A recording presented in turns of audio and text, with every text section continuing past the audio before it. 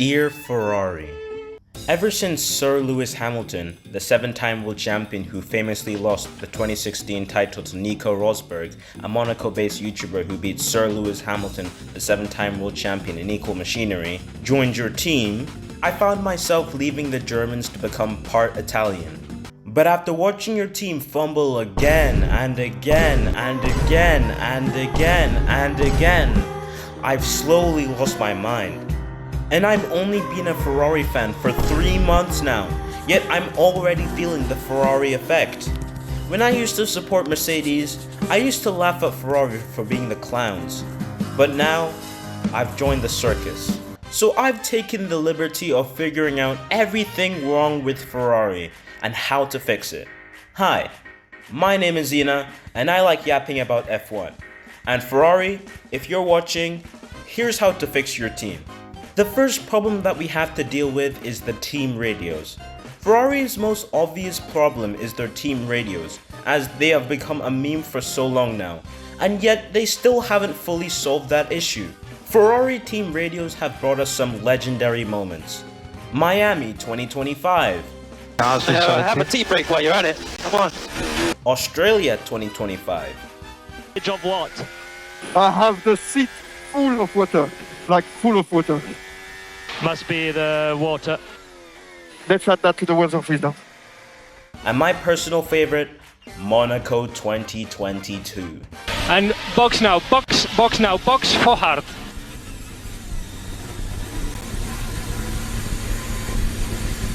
Stay out, stay out. Fuck!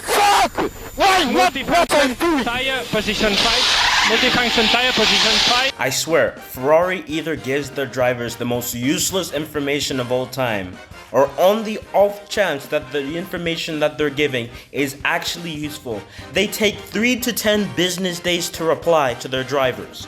And try to push from safety car line 1 for Hamilton. He just beat it. Xavi, you need to tell me that before. Copy.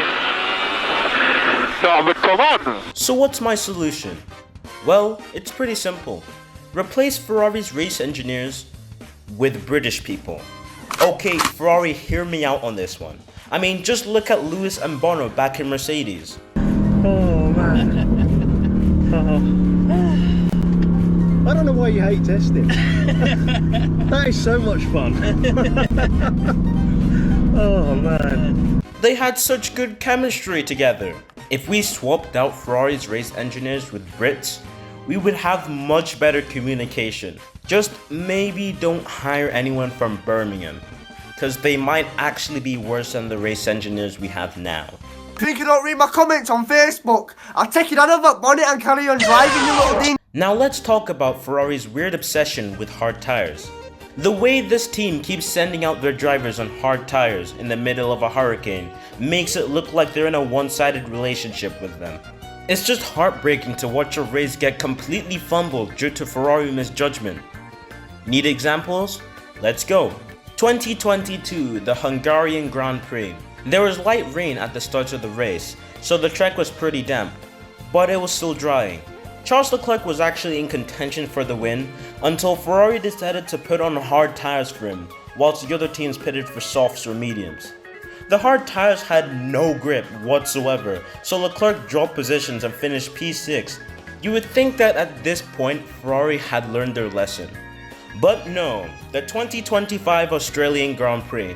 During the late stages of the race, there was significant downpour, and Ferrari decided to gamble on keeping both Charles Leclerc and Lewis Hamilton on hard tires, hoping that the rain would ease. This proved to be the wrong call, however, because as the rain intensified, it forced them to eventually pit for intermediate tires, which dropped them down the order to P8 and P10. Ferrari clearly doesn't learn from their mistakes, so there's only one real solution to this. Ban Ferrari from using hard tires completely. It's simple. Whenever it's a race weekend, just give out the other teams Ferrari's hard tires.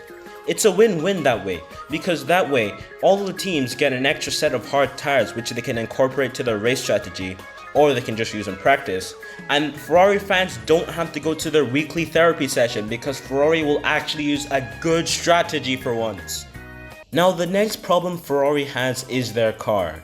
In 2024, Ferrari had pace. They won races at Monaco, Monza, Austin, Melbourne, and Mexico. But for 2025, instead of redefining their race-winning car and just making upgrades to it, they went with a completely new concept. Now, I don't necessarily blame Ferrari this much for doing this, because McLaren did the same thing and now they have the fastest car, but Ferrari lost all of their pace. Now, if you don't believe me because I'm a dumb British F1 yapper, here's proof. At the 2025 Monaco Grand Prix, Ferrari decided to use their 2024 rear wing for the race weekend. And what happened? Well, they proceeded to get P1 and P3 in practice, and Charles qualified in P2 and finished in P2. Lewis even qualified in P5. But due to Ferrari forgetting to tell Lewis that Max Verstappen was on a push lap, it ended to Lewis accidentally impeding Max Verstappen. Verstappen pushing behind 3 seconds. Sorry, slowing down behind. He said he was slowing down, it's... man. Another example of Ferrari waiting 6 to 10 business days to give their drivers actually useful information. But the moral of the story is, if it ain't broke, don't fix it. Okay, now this is my hottest take in F1 history. One that will have every single Charles Leclerc fan rioting at my house at the end of this. If Ferrari really wants to win, they have to build a car for Lewis and not Leclerc. Just wait, put the gun down, let me cook.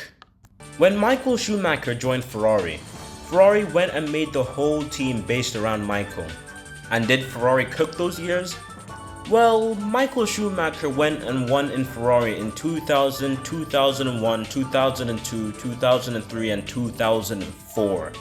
5 straight wins back to back. If they do the same thing for Lewis, we can finally say this year's our year and actually mean it. Although we might end up recreating the Lewis and Bottas era, but instead with Lewis and Leclerc.